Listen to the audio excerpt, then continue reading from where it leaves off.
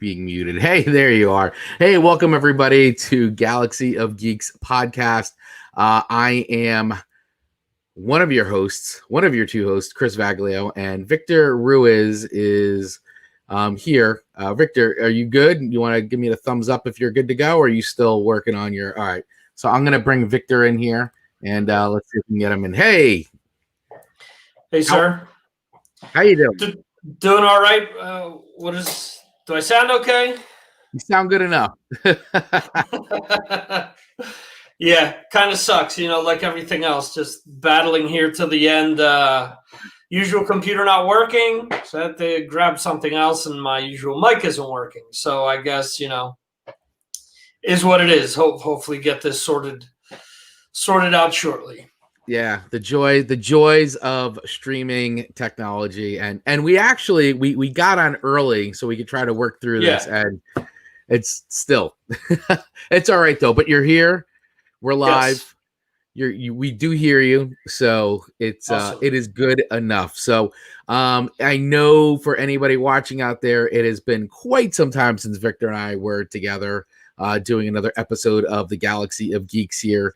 And so 2020, whatever, it's done, it's over. Now we're on to 2021 and on to bigger and better things, and we are going to try our damnedest to get on here at least once a week, whether both of us or just one of us, to keep to keep bringing you guys what's going on in the world of geekdom and commentary and whatever. So we're gonna try to keep it going. Absolutely. That is the plan anyway on beginning of 2021. Let's see if we can keep it up. Yeah, barring all our tech problems. So with that, the theme of today's show, if you hadn't noticed as we've been promoting it, and I'll bring it up here, is we're talking about the top five best geek films and shows for 2020. And so this is very participatory, whatever. So we want to know what your top picks are as well as we're going. So please feel free to throw them in the comments wherever you're watching this. If you're watching this on Facebook, in the group or the public page, or also if you're watching this live on YouTube, feel free to throw them in the comments. And for anybody that will be listening to this on audio, unfortunately, you won't be able to participate live with us. However, we still want to hear your picks, so you can still jump and chat with us and send us an email, or jump into the group, and we'll start a post and you can just throw them in there too. So feel free to play along on the replay for sure. Right, and the idea is for us to do these live streams every Thursday at 6 p.m. Eastern, 3 p.m. Pacific, 11 p.m. in the UK, and 6 or midnight. Midnight in Europe. So the idea is, if you listen to this in the podcast format and the audio format and want to join in on a Thursday, just know that see if we have an episode scheduled. Hopefully yes, and you can participate with us live. Yeah, and I will also point out that if you are watching this on YouTube and not on Facebook, please make sure you hit that subscribe button on our channel, and then hit that little bell, so that way you get notified every single time we start a new video, or you get alerted when we're going live, just in case you forget. So then that way you will just always stay notified every time we put something new up on the channel. You can also join us here at the Galaxy of Geeks group, our Facebook group. So we do have a public page, but we have a Facebook group too, which is a private group. It's very simple to get in. And but this is where the action is. This is where we're engaging each other all the time. We've built a pretty nice community here of nerds and geeks who are all passionate about what they do, what they like, what they watch, all that. So it's always some fun, very spirited discussions, and zero drama. No drama. It's all good vibes here. Yeah. There isn't any hate here. If you like The Last Jedi, no, we do not have 20,000 people that will tell you how much of an idiot you are and all that stuff. We don't have any of that garbage going on in that group. Yeah, I think for the most part, everyone has always respected one another's opinions. There have been a few disagreements here and there, but but they're civil. Normal. They're civil. Yeah, we keep things. Yeah, it's not it's not like other places where, our opinions are the be all end all. It isn't as if, again, if you like Last Jedi, no one's here to say, oh, well, that's dog shit. It's impossible for you to like it. Obviously you don't know anything. No, and to top it off, they're saying it to someone who fucking works on Star Wars stuff behind the scenes. So, it's amazing. But it is what it is, man. You can't. The keyboard warrior generation. Yeah. Yeah. All I know is that we do our very best in this group to keep it civil, and I think so far with almost the 200 people we have in this group, everybody's done a really good job. So I want to say kudos to the Galaxy of Geeks Nation in the private group chat for all being awesome and for all their support and contributing and content and listening and all the stuff. So thank you guys for all of your awesomeness. So, hey, so let's jump into it, man. We got a good show. You and I have been going back and forth, and, as much as 2020 was a whatever year, and, we had some talk about it and a lot of talk about it inside the group. There were things that came out. There were films, there were shows that were still released despite the delays, and we have some picks. We've got some picks, and once again, anybody out there watching, listening, all that, throw them in. We want to chat with you live here. Throw them in, and if you're listening to replay and all that, we want to hear what your picks were too. So, and away we go. Yeah, I mean, and here's the thing. With everything going on, I haven't been able to check out everything that Chris has been able to check out. So there are some things here that we've both seen, and there are other things that we haven't seen. So right off the bat, I want you to give us a rundown on Lovecraft Country. I've tried to sell my wife on watching this several times, and then every time we get to a certain spot in the bus, in the trailer, when they're in the bus, all of a sudden she's like, no, I'm not watching this. So I haven't been able to watch it yet. I will watch it, but I just haven't been able to yet. Yeah, it's such a great show. And I really want to read the book now because it is based on a book that I think came out in 2016 or something, somewhere around that. Okay. And it basically takes the entire genre of all the most, God, it's very serialized show, and it really just flips everything on its head. And what I love what they do is they take, think about all the classic films, sci-fi, action, horror, mystery, all that stuff, right? Where there were obviously very white leading men and women. Yeah. And they actually almost recreate those moments and everything, but with an African-American cast. And it's amazing how they do it. It does take place in the 60s. So, and in the South, it takes place a little bit in the South and also in the North, in Illinois, Chicago area. And so racism is rampant and all that stuff at this time in the United States. And so there's a lot of parallels between what's going on and racism, and then also with the different things in the genre with sci-fi and horror, and they just blend this whole thing together, mixed in with occult and spiritualism and time travel and multiverse. It's like it's all the best parts from all the greatest things that you love, and they put it in this series, and they mix it up, and they tell an amazing story from start to finish. And I remember the first episode of the show, the very first episode, like my wife Rachel and I, we watched it, and we were like, holy cow, like it felt like an entire motion picture from start to finish. And you're like, how are they going to fill the rest of the series? There's 8 more episodes, and boy, did they do it. And they created some of the greatest things. So I got it. I'm telling you, if you have not watched Lovecraft Country, you're absolutely missing out. You need to watch it. Like, it is very, very good. And that is why it ranks in my list. It ranks in my list for top things to watch for 2020. Cool. Okay. So here's the thing, and this is a show, the second show that I'm going to talk about here. I'm going to stop fumbling with the mic. Also, go ahead. And also one of the actors, and I'm so bad with names, and I don't have IMDb up at the moment, but the one woman who is one of the main actors in it. She plays Diana in Black Canary in Birds of Prey. Okay. And she's in Lovecraft Country, and she's amazing. And the lead character is going to be Kang in Doctor Strange 2, if I'm not mistaken. Yes, and he is awesome. I mean, the acting is so great. It's everybody deserves to win it heavy. So what I'm going to talk about next is something that I watched right before hopping on with you, which is one of my favorite shows. Okay. And the reason why I want to talk about it now is because it touches upon a lot of the same stuff that you just mentioned. Okay.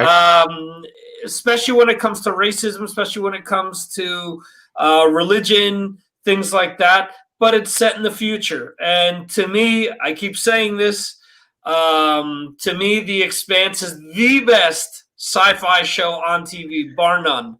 Yes, I know. I know.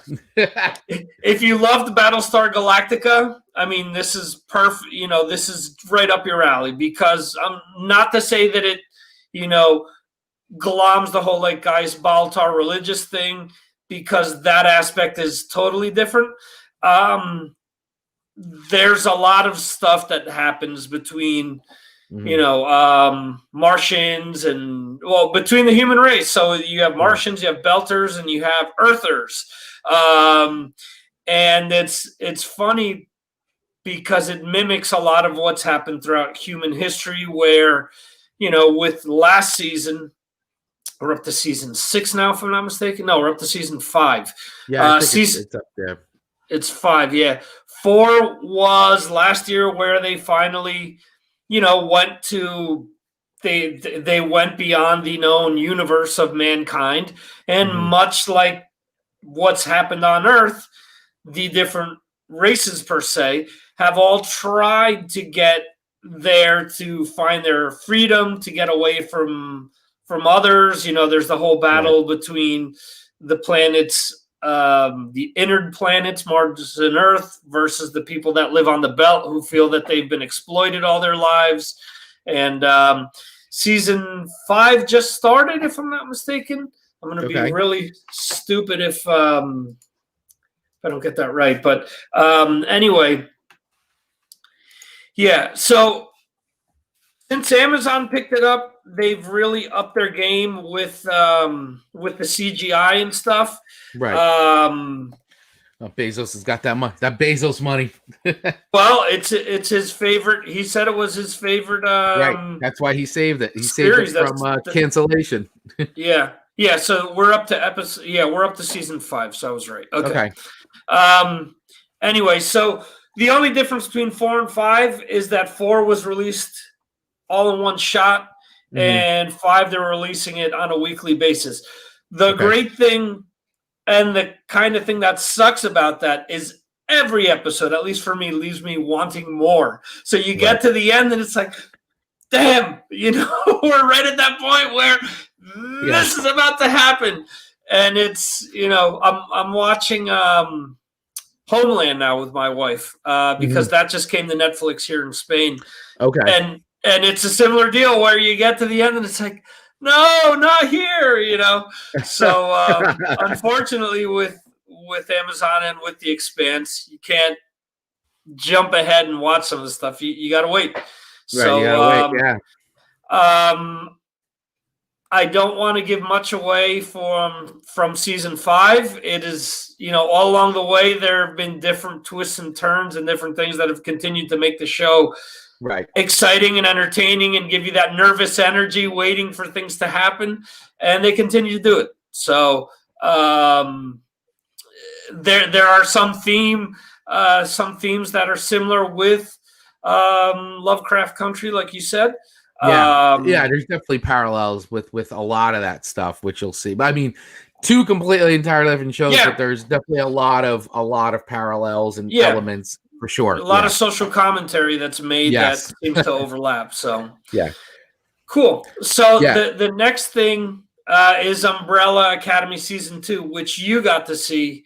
Tell us a little bit about that. Yes, absolutely. And I'm gonna be honest with everybody, because you get honesty from me. Is I was not a fan of season 1 of Umbrella Academy. I really wasn't. I got through it. I won't say I hated it. I didn't. That was not it. I just wasn't a huge fan. I mean, I felt like the series got better as it went along. I don't know. I mean, I liked the characters. I thought it was weird enough and quirky enough. I remember reading the original comic back in the day, so they kind of mishmashed like different series of the comic in there, and it wasn't like once again, I didn't hate it. I just didn't love it. I wanted to love it. Season 2 was like I just loved it. I loved it. I loved the storytelling. I thought the pace was great. The cast, same cast.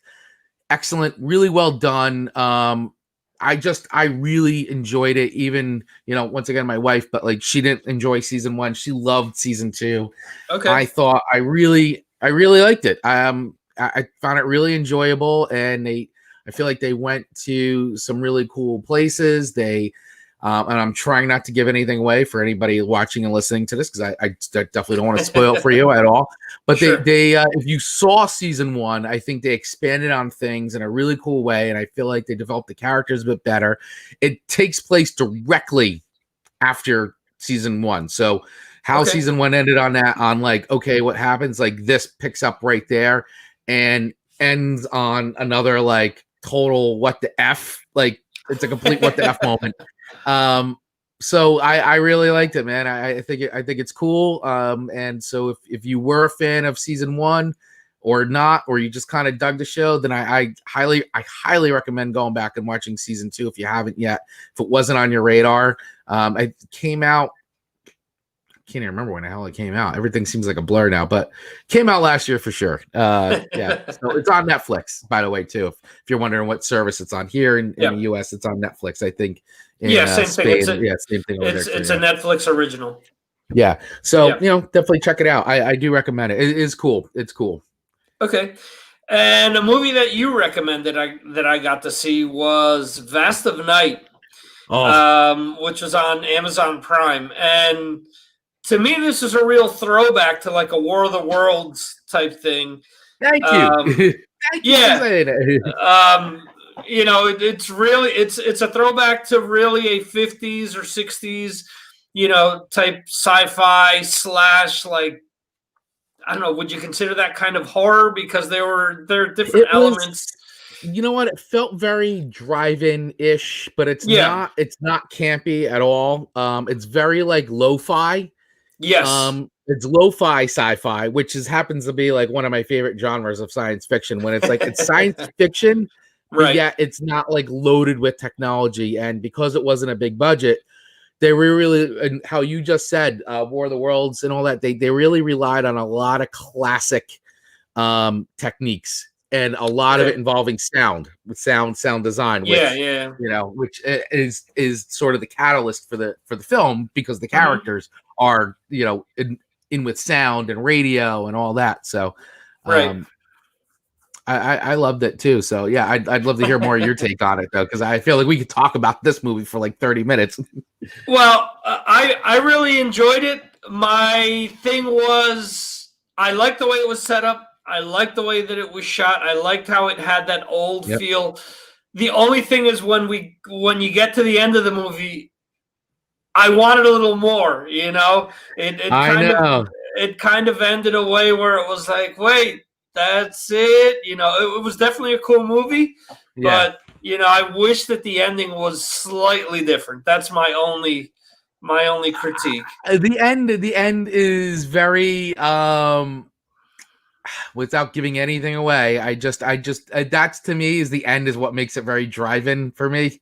Very 50s atomic age kind of stuff. But I loved a lot of the techniques, and there was a great camera tracking shot with that long shot that goes in and then goes in through the gym and out the back of the gym. Like, wild stuff. It felt like it was cool. It felt like it borrowed like a lot of elements of things that have become popular these last few years, because that whole gym scene and all that, the way that was shot, that reminded me like a Stranger Things type deal. There's also, I was talking definitely about having young people as teenagers as the main cast. That's very Right. like, with what's been kind of happening, like taking something old and bringing that back, like how that was. Yeah, well, that reminds me, because due to the fact that we do podcasts and we each do several podcasts, but what is that? Rocket Growth Agency. So I do Rocket Live on Tuesdays and Rocket Live. There you go. Yeah. All right. So anyway, wanted to give a cheap plug there. Anyway, so doing research for podcasting. It's interesting that over the last few years, there's really been a throwback to like War of the Worlds type telling through podcasting, where people at work, because they can't, listen to the radio, or they can't listen to, or can't watch TV or whatever, people are downloading episodes of things that are very like War of the Worlds ish, whether it's serials. Yeah. So it's interesting that this kind of attack that through a visual genre as opposed to doing a podcast. But I do think that one may have influenced the other when they did do Vast of Night. Yeah, absolutely. So I don't know, I love it. I've actually watched it a couple times. I really enjoy it. It's and I'll tell everybody out there who's watching and listening, it's not an action paced movie. It doesn't move really fast. It's a bit of a slow burn. But it's thrilling. I don't know. They do it really well, and they create this really cool tension, and the characters are unique. And the one guy, like, one of the main characters, he's the guy on the radio. He like never stops talking, and they do a great scene. Even when she's in there and she's with the old school like operator switching, and they create, and she's listening. Like, they just really create a lot of cool atmosphere with sound. So the other cool thing that you brought up was the fact that it's done with younger people, and it's funny. I was listening to someone talk about, you mentioned Last Jedi before, different Star Wars things, and we have always been firm believers that you need to really give the animated series a chance, because it does help expand a lot of the storytelling. Yeah. And I've heard, people say to me, well, this doesn't work for a 50-something-year-old that's been a fan of Star Wars all their lives. It's like, well, you weren't 50-something in 77 when you saw it. You were a kid. So It was geared towards you. The animated series, although they can be enjoyed by people of all different generations, are geared towards kids. A lot of these series, are done that way because that's how you build lifelong fans. I get it. You want adult content and different things. But, I don't want to dive right into The Mandalorian yet. I want to keep that last. But that's, I think, what a lot of people, where they have a disconnect with a lot of these different things, with The Last Jedi and with Rise of Skywalker, with the characters, It's never going to be the same as it was. It's never going to be Master of Puppets again. It's never going to be Back in Black again. It's never, you can enjoy it, but it's never going to surpass, as you've said a million times, go back and watch Empire. And I do, and it holds up for me. but if you enjoy that, doesn't mean you can't enjoy the other movies. Absolutely. Absolutely. And that's it. That's all we'll say on that without going into the whole thing. Yes, because we can do 45 hours on that. Yeah. We can. Palm Springs, a movie you recommended. And when you brought it up again the other day, I was like, oh, wow, I forgot that I did get to see that. That was, it was very interesting. Much like Vast of Night was like a callback to, say, War of the Worlds. Obviously, people are going to talk about Groundhog Day when it comes to Palm Springs. That's exactly how I was describing it to people. I'm like, listen, if you like Groundhog Day, this is like a really updated version of that. Now, it's not a sequel. It's got nothing to do with it. It's just the concept of that reliving the same day over and over again and being trapped in this loop until, and so it's just an updated version of that. And I feel like this movie flew so under the radar Absolutely. Released on Hulu, so this is on Hulu, not Netflix Right. or Amazon. And Andy Samberg's in it, and he's freaking awesome. And you would not know that this is a and J.K. Simmons is in it too a bit. Yep. You would never guess that this was sort of the sci-fi, like mystical film, like it, and then and it's a comedy, and it's all these different things, and it's like really good, like it's really good. Yeah, and it's funny. The cave, without giving too much away, there's like a cave scene that reminds me a lot of like Land of the Lost type stuff, So there's there's a lot of different things that are being pulled in, and again, it's doing a greatest hits for a younger generation. That's what it seems like. But again, it doesn't mean that as long as the actors are good, and I'm a fan of Andy Sanborn, Jesus. Wait, did I say it right? No. Andy Samberg. Andy Samberg. Jesus. Andy Samberg. Samberg. Okay. You're thinking of his Swedish cousin, Samborg. Oh, Yoli Yumpers. Yeah. Shit. And I watch Brooklyn Nine-Nine all the time. I can't pronounce his name right. So there you go. I'm showing my age. I'm like the typical old person that's trying to pronounce somebody's name, What is that? It's Buglio. What? So let me get my glasses on here. Yeah. All right there, Saul Rosenberg. So anyway, so it's really bringing a lot of things that have worked in the past and making it new. We've seen like premises like a Freaky Friday type thing where we've seen that same concept, the same blueprint used over and over again.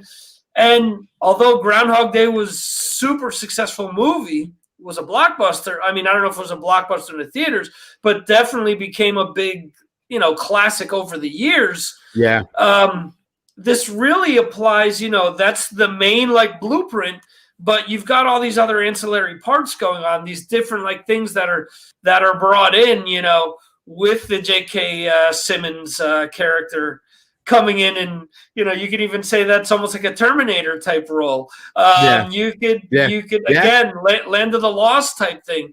There's a lot of different things that are being plucked in and used successfessly. There's a lot of, like you said, humor. There's adult humor. There's adult humor. There's some, it's almost like borderline too, like rom-com a bit. Like they really pull from a lot of different genres, and I think they did it really well, and it's a really enjoyable film and sort of like a sleeper. Like I didn't know what to expect. That when I initially just saw it on Hulu, I'm like, oh, what is it's an Andy Samberg comedy. All right, I'll get around to watching it. And then I watched the trailer and I was like, wait a second. And then I heard someone else say, oh my God, you have to watch Palm Springs. It's great. It's like this whole like thing, like Groundhog Day. And I'm like, oh, okay. And I watched it and I was like, wow, this is really good. So really cool film that I feel like really slipped under the radar for a lot of people. So if you did not watch Palm Springs, check it out. Galaxy of Geeks stamp of approval. Yeah. Gets the Galaxy of Geeks gold. The gold stamp. Stamp. Boom. Yeah. And it's interesting. One last thing on this. Hulu. So it's a Disney property. It is now, right? Well, I guess it's been since the purchase. So. Yeah, they purchased it to release it on Hulu. The last thing we're going to talk about tonight, whether we talk about it at length or not, we'll see here. But will be The Mandalorian. Real quickly, I posted the other day about Disney Plus starting to offer something called Star, which is going to have more adult-themed content. They're advertising the Die Hard movies. They're advertising, I believe they're saying that maybe Deadpool is going to be on this. It's going to be, I don't know if it's going to be within Disney Plus, if it's going to be like another section to it, or if you have to subscribe to it additionally. But they're launching that next month. And then they're also launching Hulu internationally later this year. Okay. So it's going to be interesting to see because they're going to be able to start rolling out all this Fox content that they have. Yeah. I mean, for me as a subscriber, that's great because there's a lot more stuff that we're going to be able to watch. At the same time, does this give you a good feeling about them going in our direction with some of their newer films and maybe even, a Deadpool 3? Yeah, I mean, it definitely does. I mean, listen, they've got all those properties. I mean, it's not like they're going to lock them in a vault forever and just like throw away the key. I mean, there's a built-in fan base for so much of that stuff, and they're really good movies. So they had to find a way to do it. And I know you and I talked about, well, maybe they put it on Hulu because they own Hulu, or maybe they do. Maybe they create like what was the one they had, the Touchstone picture? I forgot what it was. Touchstone Pictures. So maybe they do something with that. I don't know. We are speculating about a lot of stuff, but I think that this makes the most sense when it comes to this kind of stuff. I think it's right. I mean, listen, those films are great and they own them now. So like, get them out there. I mean, the only thing I'm going to be interested in is like, how much more money is this going to cost me? Like, because are they going to tie it in? Is it going to be we're going to give it to you for free for a while and then the price is going to go up? Or, I mean, Netflix already raised their price this year, like by $1, $2 or whatever it was, and Disney Plus, I'm sure, is going to wind up raising. Actually, I think they already announced they're going to raise. No, they already announced it was going up the day after they announced all the Star Wars stuff and all the Marvel stuff, and they were like, "Oh, we're going to raise the price." Like the next day, hey, rejoice! Look at all this! Boom, boom! It was like a Crazy Eddie type thing. You know, they're just like throwing stuff at you. Everyone's like ranting and raving. Everyone's hooting and hollering, and then all of a sudden, like you said, oh, by the way, $1 more starting next month. Yeah. So everyone's like, hey, this is great. Wait a second, did you just say $1 more? So I know this is Carrie Gordon saying this, even though it says Facebook user, because it's the weird Facebook thing, but I can see on my phone. But so yeah, he's doing this tonight on Metal Geeks. Palm Springs was really great. So yep, it was great. I'll go back and rewatch it. Awesome. Yeah. Cool. All right. So Mandalorian, baby. Mandalorian. So I mean, right out of the gate, I thought season 2 was wonderful. It was great. I liked it better than season 1. And that's it. I'm done. Well,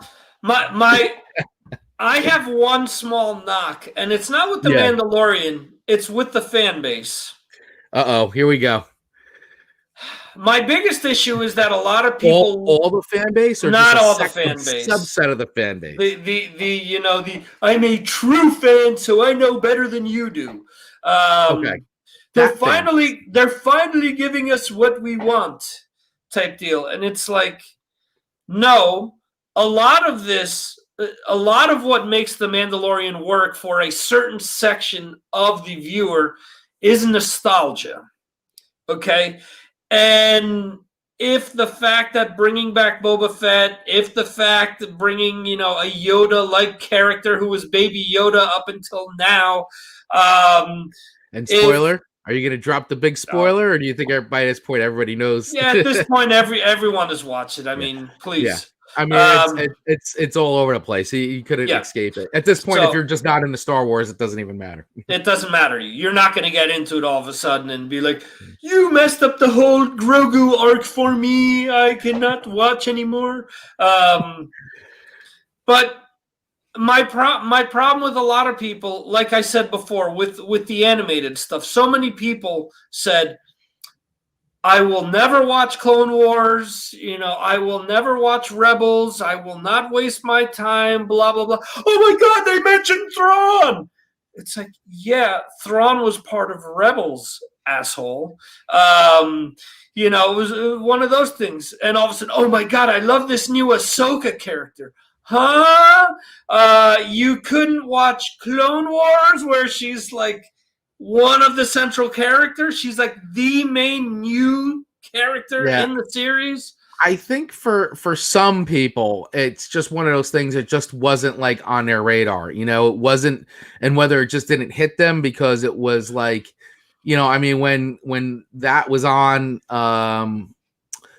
Disney XD was where Rebels was on, and not everybody got Right. Disney XD when they were Well, originally airing it. So okay, yeah. I think But you Clone some Wars people, was Cartoon Network. but Clone Wars was Cartoon Network, and I feel like there was on the original run of it, I think there was a lot of stigma, and people just stayed away, and because I Right. think people were, there were fans, and I'm gonna say, like myself, because I was disenfranchised by the prequels. Right. I did not like that Clone Wars film, the first animated one with Ahsoka, and it's awful. It is. It's awful. Mhm. In my opinion, it's awful. It didn't make me really want to watch the Clone Wars series for a while. I didn't watch that when it started. I went back and started like watching it when they dropped them all on, I think when they put them all on Netflix initially. I forgot. They were on Right. something first, and They that's were when I on was like, Netflix. Yeah. yeah, and I was like, you know what, I'm gonna enough time has gone by, and it seems cool, so I'll give it a try, and I gave it a try, and I had missed the whole initial run of it, and I went Right. back and watched it, and then I caught up, and then got into it, and then the whole thing wrapped it up and all that. So it just wasn't on my radar, and I think for people who, I think for a certain part of fandom that fell into that, like me, and I'll put myself there. I was definitely like, I'm done. Enough is enough. I gotta walk away from this for a while because I'm just not feeling it. I don't like this. Right. This is cornball shit. Like I don't want to deal with it. And I'm glad that I got over that, because boy was I blown away. Right. I don't think, and I think for some people they never did what I did. Like some people just were like, screw it, so they missed it. Right. It just was not on their radar. And so when you have, and then Rebels being like, oh, it's on Disney XD. I mean, listen, we're into it, but like honestly, like maybe for the casual stars, if you heard there was a show on Disney XD, like I think your initial reaction would be like, oh, it's gonna be for real little kids. Like it's not gonna tie into any, like we just, like I think people that aren't in the know, like just don't think about it. Then this happens, and it's like, whoa, like holy, really? Like, yeah. Well, and it's like finding new stuff like that you were right. like, you kind of discounted, and you're like, oh, wait a second, okay, well, this has merit now. Right. Right. And well, look at the end of Solo where Maul came out. Oh my God, he's alive! I'm like, I know. Wow, he was alive in Clone Wars. He was alive in Rebels. He was. Which I was kind of like, I was like, okay, like, so for anybody that's been following along, this is like so not a big deal, but okay, fine. Yeah, all right, fine, whatever. Yeah. No, I saw a lot of people. Oh my God, they're bringing Thrawn back. He was cast away.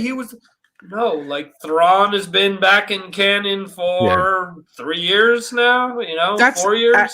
I think that what needs to happen, and I'm glad they're bringing some, because I think this is the stuff that it's forcing people to say, oh shit, I didn't know that. Let me go back and watch Rebels now. Like, right. I didn't know that. Like, oh, really? That whole thing happened? Like, I was checked out on that. Yeah. Go back and watch it now, because once again, I think hearing, oh, it's on Disney XD, like, and some people don't even have Disney XD, and the whole rollout of that initially was weird, but it was that time. I mean, it's not like Disney Plus existed yet, so they were trying to find a home for it.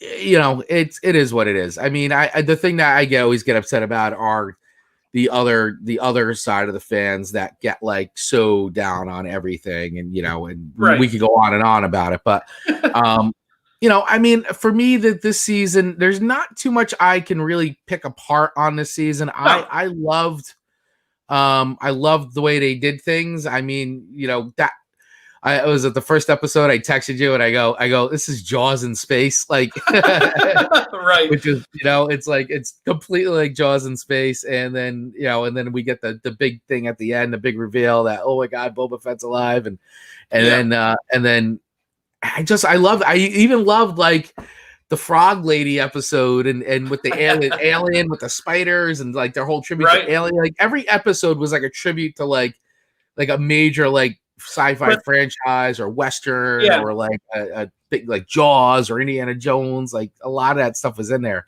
The spiders was actually taken from Empire, though, because originally on Hoth there were supposed to be ice spiders. Yeah, there were supposed to be ice spiders. Yeah, so they reused that kind of those. The concept. They actually reused a lot of the old concepts, the Ralph McQuarrie paintings and concept art, which is so cool when you hear the behind the scenes stuff that they did that. And I love them revisiting things that were sort of like scrapped or not used and like tying them in now. That's a really cool thing. The other thing, I mean, for so many people that I saw on social media, thank you, Jon Favreau. I'm like, well, without Dave Filoni, this isn't happening either. Yeah, I think it's a great combination because I think while it's like Dave Filoni was the guy, I think it took a Jon Favreau to be like, we're doing this, like, because he can throw his weight around. I mean, it's so I think when you get and I think that's what Filoni needed. He needed like that power partnership in a Jon Favreau to help like get this really going, and I love that Dave Filoni directed the Ahsoka episode. So it's like that's his baby, his creation, like that's his character. Like he made Ahsoka. He made Ahsoka, he made Bo-Katan, he made, he created these characters. he I mean, let's be honest. Sabine Wren, like we don't all of the animated series were done by him, everything. And yes, I'm not going to discount what Favreau has done, but I don't think you have, like you said, you need both. They're a partnership, and I think with all of the properties that they've introduced, they're not all going to be winners. Whether it's Star Wars, whether it's Marvel, I mean that's for everything. We're gonna come across some clunkers because they're not going to be involved in everything. No, they're not, and I think they're going to take chances and they're going to take risks, and they should. Listen, I mean, I don't think everything Marvel's put out's been great. I mean, Thor: Dark World is a terrible film. Oh, that's horrible. It's horrible. They haven't had not everything's been a hit. Like, yeah, I think the difference there is that when they hit their stride, when Marvel hit its stride. Dark World was a low point, but I think once that first Galaxy, first Galaxy of Geeks movie came out, Guardians of the Galaxy came out. I think they were off and running because they started putting out Avengers movies. They started doing the Spider-Man stuff. They found their groove. Found a route. They found something that worked. It's going to be difficult for them to do the same thing, or maybe not, because if they have the right people in place, they have something to go by. And, my other hesitation is that originally I thought Mandalorian was only going to be 3 seasons, and now I read in a few places where it's been extended to 4. I get it. They have to fill out 30 years worth of content. Right. And it's possible that they may use Mandalorian to launch pad characters into their own series, into these other series, which we already got one with Ahsoka. Yeah, and Boba Fett. I mean, not that he couldn't, but it was a good way of making that and introducing Fennec. And now they've launched that, and they've launched the Ahsoka show is going to get launched, and who knows what else. Parallels to Marvel. How much Marvel stuff has interacted? We know we're getting a Doctor Strange with a Scarlet Witch, with Spider-Man, with there's going to be all this overlap, which we've always seen in the comics. Mm-hmm. So it only makes sense that I think we will see this overlap with the other series, and we don't have to have a Mandalorian come out every year as well. They can do. I think we've seen it with, a great series like Better Call Saul, for example. I understand it's a different genre, but they haven't released series year after year. They've waited until the stories were good enough to go out and shoot and have enough content. They haven't. Well, we saw in Game of Thrones that they did the same thing. We enjoyed it, but obviously it's not on the same level. So we don't. The Mandalorian isn't going to be out this year, correct? It's not coming out till 2022. They're going to have Yeah, Book of Boba Fett, Book and of then when Boba that Fett. wraps up, then the Mandalorian comes back. Right, If I exactly. understand. Yeah, Okay. I mean we're gonna get the Marvel shows are gonna round out this year, and then we'll get Book of Boba Fett at the end of the year, at the end of this year, and then Mando will start And then 2022. we're probably going to start doing, stuff, something that I've been talking about forever that they were going to do with movies, but we're going to see it, I think, on Disney Plus, in that they're probably going to start flip flopping, franchises and months when Yeah, stuff comes out. You'll have Book of Boba Fett wrap up, Mandalorian comes out, and then they'll have another Marvel right. series come out right at the tail Yeah, end of it. So yeah, because I don't think they want to compete Star Wars, Marvel back to back. I mean, and I think so. It's because it's so early on too with these series. They really wanted to get these series like rooted followers, the fan base on board. I think it's smart. I mean, because I think if you give yeah, too much, you oversaturate it, and I think it's hard for fans to focus on. It's just too much. It's like yeah, sensory overload. Like, oh, I gotta watch this, and then I gotta watch this, and I gotta watch it. It's like yeah. I'm already on sensory overload as it is with like all Right, the different exactly. shows With I'm trying to keep up on. yeah. No, I agree with you, and that's part of something that we talked about when we were Mm, putting these lists together. For me, it was okay. Well, Friday's Mandalorian, Wednesday's The Expanse. yep. This day it's something else. So it's like one show, per day type of a thing. And if you start Yeah. dropping, I think you're right.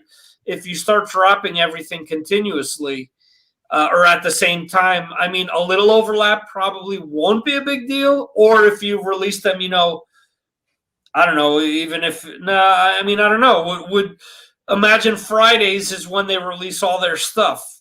Would you be sitting there, Could be.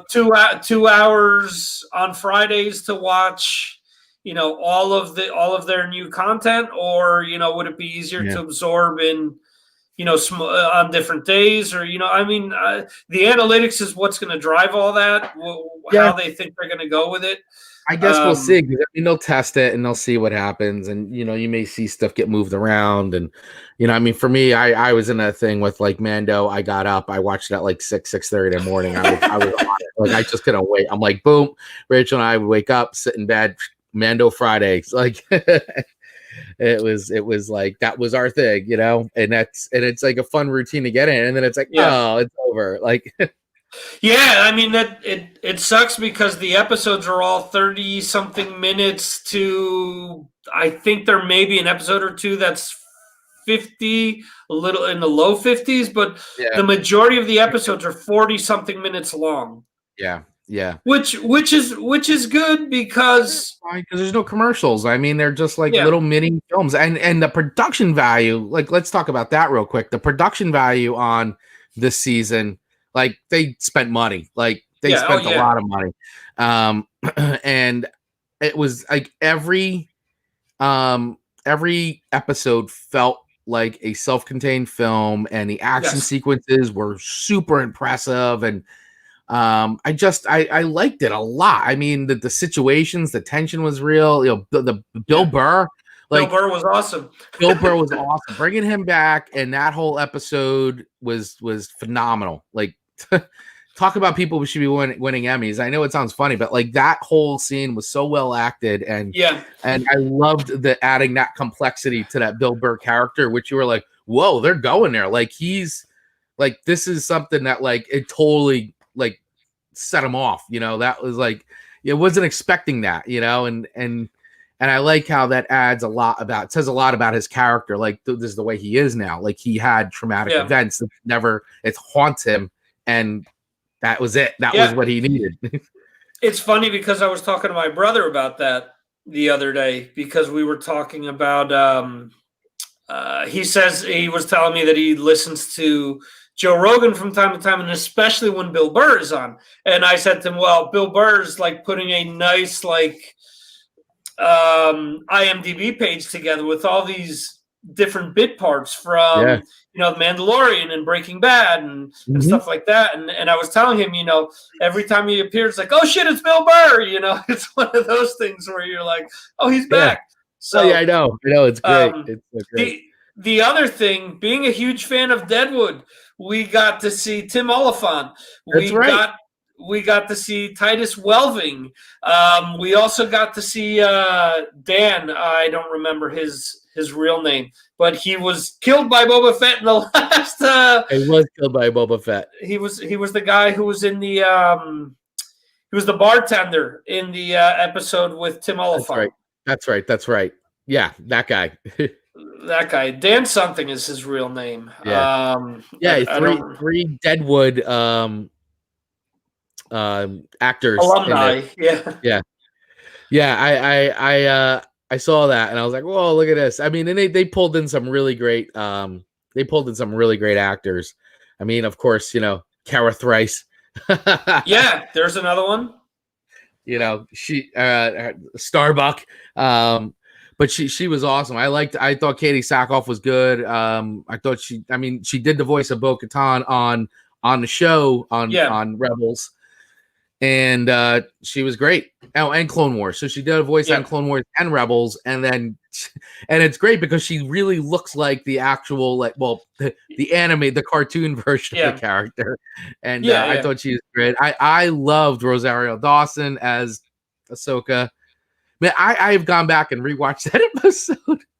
I've watched the last episode 3 times, but the reason that I've watched that episode 3 times was I saw it when it first came out. I mentioned this to you offline. We got a new TV, so I was like, okay, I got to rewatch this with the new TV. Then I got a sound bar, which my brother and my uncle got the bug in my head to get a sound bar. So I had to watch it again once we got the sound bar. So, I've watched it. Yeah. So, and immediately, it was funny, like a day or two later, people were like, that part where Luke comes in, doesn't it remind you of Vader in Rogue One? I turned to my wife and said, I told you when we saw it, I said it to you. I said it was exactly the same thing. It was like the same pose as he's coming in through the door. They mirrored it on purpose. It was great. Yeah. It was great. Like father, like son. Well, that's the thing. I was listening to one of Mark Striegel's podcasts where he talks to one of his neighbors about it. And I listened to that too. Yep. Where he talked about how there was like the fine balance between the Force, the dark side of the Force and the Jedi side or whatever. And Luke is always like tempting. He's always got that temptation going on. Always on the line.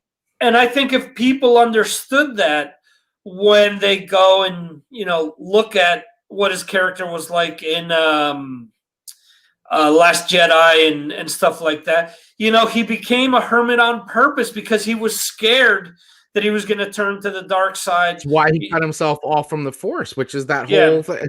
So here we go. We're going to go down a rabbit hole. But it's true. It's like, that's why Rey's like, well, I felt, but I don't feel you, because he cut himself off from the Force because he was scared. And then obviously, and then you learn the backside. We can go on and on forever. Yes. But anyway, so Mandalorian is definitely one of our top picks of 2020. I know we had some more. We had some other ones that were on the list or didn't quite make the list, but they were like our mentions and things like that. Yeah. Don't we have another one on the list? On the official list, or no? I'm not sure, to be honest. I know. You know what? I know there were ones we were talking about where like we didn't make our top, like, because we were trying to narrow it down. So they made our list of like movies we watched and enjoyed, but they didn't crack the top 5. So I mean, I know for me, we had both said we both loved Bill and Ted.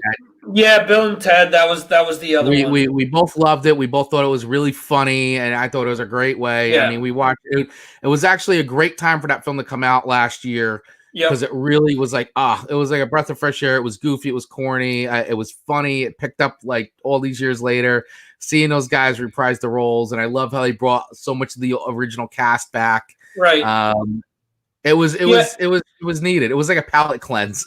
Yeah, and it didn't fall into a lot of pitfalls where a lot of movies that come back like that, or Yeah. like your holiday special, or your holiday special reunion, where it's like, oh well, let's see how we make Bill and Ted cool for today. No, Yeah. they didn't try to do that. It was them being them, trying to navigate 2020. It wasn't them trying to be, hey, look, all of a sudden they're going to be doing dubstep, or they're going to be doing trap or reggaeton or something like that. All of a sudden, no, they went in a direction that worked previously. I think it worked out well, and they left it open in the end well enough. So if they want to do something else, I mean. That's the thing. We've talked about it. I talked about it a few minutes ago. The streaming has changed so many things, where something that we thought was impossible is now possible, because we don't have to take absolutely everything out to the theaters now. So who knows, maybe they can they're doing Coming to America 2 directly to Amazon. Who would have thunk 2 years ago that was going to happen? 1,000% would have been released in the theaters. Would have had like a really good opening weekend, and then tanked like by the next weekend, and that would be it, and it'd be out of theaters in like 4 weeks, like probably. Now it's but it has more. I think that it has more legs this way as well. I do because look at Amazon will continue to promote it, and until you watch it, it's gonna be in your Prime list. It's gonna keep showing up. It's going to keep showing up. Whereas, like you're saying, if it was in the movies, you'd see a commercial on TV, here or there, like the first week, opening week, and after that, you wouldn't see any press. Whereas through this vehicle, you're going to see a lot more going on. Yeah. So, I found some of the other stuff that you mentioned. You mentioned Project Power, Midnight Sun, and Solar Opposites. I have to admit that I started watching Solar Opposites, but I didn't get to finish the entire season. There's another one on the list too, another pick that I forgot about, but it was really good, but it's really effed up, which is Utopia on Amazon. Okay. If you haven't watched it, you are gonna. First of all, I'm never gonna look at John Cusack the same way again. He was outstanding. He's another guy that should be nominated for an Emmy for outstanding performance, because he was quite truly amazing, and I loved seeing him play this type of character. I've never seen him play a character like this, so I thought it was wonderful. It's really good. It's effed up. Like it's slightly disturbing, but it's cool and it's different, and I enjoyed it. And the boys. Holy shit! Yeah, the boys season. What is it? Two. The boys season 2. Phenomenal. That's definitely my head. That was on our top 5 list. I think for both of us, we did put that. Didn't we put that on our list? I didn't list that because I've got so much shit going on in my head. But the boys. That would probably be my number 3 easily. Yeah, it was a great season. Acting phenomenal. I thought the writing was great. I loved what they did with some of the characters, some big twists. Once again, that's another effed up show. So yeah. If you don't have the stomach for weirdness, don't watch it. But challenge yourself, I'd say, because it is cool. it was cool. But there have been other shows that have come out these last few years. Something like Happy, for example, which had like a really strong first season, but then the second season was kind of like, well, first season was great. Was great. I couldn't get through the second season, honestly. I just was like, didn't do it for me. And that was my hesitation with The Boys, because it's so out there, and because it is, it is ultra violent. There's a lot of different things going on, but it was great the way that they brought the second season to life, and we'll see. There's going to be a third season, and there's going to be a spinoff. So yeah, absolutely. Yeah, Solar Opposites you brought up before, which I really enjoyed. That's on Hulu, and it's Justin Roiland from from Rick and Morty fame. My wife and I are gigantic Rick and Morty fans. We just rewatch those episodes over and over again. So if you like Rick and Morty, then Solar Opposites, I think you'll enjoy. It's not 100% like Rick and Morty, but because it's Justin Roiland, and so it's the the voice same universe. right, Yeah. the voice of the guy is kind of like very Rick-esque because it's just so it's cool, it's funny, it's irreverent. I think people will dig it, and we had fun watching it. What was the other one on there? Project Power. Project Power, cool film. Definitely, I could have seen this being released in the theater for sure. Considering the star power, I mean, Jamie Foxx is in it, and God, what the heck's his name? The other guy, the other famous actor. He's in it. That guy. And it's a cool concept, Project Power. It's on Netflix, and they definitely spent money on it. There was some good production value in it. The thing for me, and the reason why this is not in my top 5 list, and I think I told this to you, is the end is like, it's like you built this crescendo to get to, like, you didn't stick the landing like at all. Yeah. In my opinion. So that's why I say Project Power. Like, it's a cool film, but the ending did not. The ending almost ruins it. Joseph Gordon-Levitt. That's who was in it with him. Jamie Foxx, Joseph Gordon-Levitt. Other than that, though, it's a cool film. It's entertaining, and it's not like, oh, it's unwatchable because of the end. It's just I wanted so much more. It didn't pay off for me. Anyway, that was cool. Midnight Sky. George Clooney directed this. It's a slow burn of a sci-fi film. Really interesting. Definitely, kind of apocalyptic film that involves like finding a second habitable planet outside orbiting Jupiter, and the world is dying. So a little bit of that, like, what's that? Was a movie with Matthew McConaughey? Contact? No, the other one. Interstellar. Yes, slightly Interstellar-esque, but like not that. Like, but just a little bit of that. Like, the Earth is dying. Really slow movie. But I really liked it. I mean, I liked the characters. I mean, it's not my top 5, but for an end of the year, and it was like a cool, like, sci-fi thing to watch near the end. And you got to be in the right frame of mind, I think, to watch it and enjoy it. But it was cool. I like the premise. What was the other one? We have another one on there. So Solar Opposites. No, that was it. Bill and Ted, Project Power, Midnight Sun, and Solar Opposites. Yeah, I mean, I know there were other things I watched and stuff like that, but I thought Train to Busan was good, but I don't know if that was 2020 or not. That was a really cool, that was like a year or two ago. Really cool zombie film. Yeah, it was.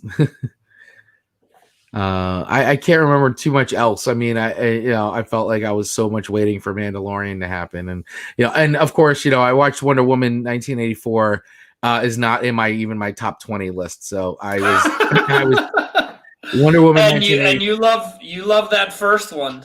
The first one is phenomenal. Yeah. First one's phenomenal. There are things that I really enjoyed with Wonder Woman 1984. I liked Pedro Pascal. I thought he was cool. I thought he was a great over-the-top villain. I think Gal Gadot is so good as Wonder Woman, and I felt like she was barely Wonder Woman in this movie. I felt like it was way too long. Kristen Wiig was all right. I think she was. I liked her better as the character before she becomes Cheetah. I thought she's. Kristen Wiig doing Kristen Wiig, basically. So, I don't know. It was all right. It wasn't like, I liked the first one a lot better. Right. That's what do you think about Zack Snyder's comments and saying that it makes complete sense for them to have multiple directors, using the same DC characters, because there's talk with what's that? I missed the statement. Yeah, well, he alluded to the fact that I guess the next Batman is going to have Affleck and Patterson and I saw him the other day with the Michael Keaton. Not Michael Gotcha. Keane. Michael. Shit, he Michael was the Keaton. Vulture in Spider-Man. Keaton. Michael Keaton. There Keaton. you go. You Yeah, said I it. said No, I said Michael Keane, who was the butler. He was Michael the butler Keaton. for Keaton. Michael Yeah. Caine. Michael Caine was the butler. Michael Caine. There you go. Not Keane. Caine. I'm fucking up names left and right today. I'm telling you, I got like this old man syndrome now. What? I like that Michael Keane guy. But yeah, so he said something to the effect of that he didn't understand why fans didn't like the fact that he had a Flash, even though there was a very popular TV Flash, that there was no reason why, stories or characters from the DC universe needed to overlap with one another and have synchronicity with one another, that they're not the MCU and they don't need to do that kind of stuff. Well, at this point, I mean, they're not, and I mean, it just not. It just doesn't work. I mean, there's no rhyme or reason to anything. Nothing's gonna tie in. Everything's gonna, and I think Joker proved that too. Like that, they could just do like movies like Joker and Birds of Prey is with Suicide Squad. I mean, they're just gonna make these DC like films with these characters, and they may have like references and may bring in other characters. I mean, it's just Listen, as long as they're making DC movies, I thought Shazam was great. Aquaman was fun. Wonder Woman 1984 was a bit of a drag. It wasn't as good as I thought it was going to be.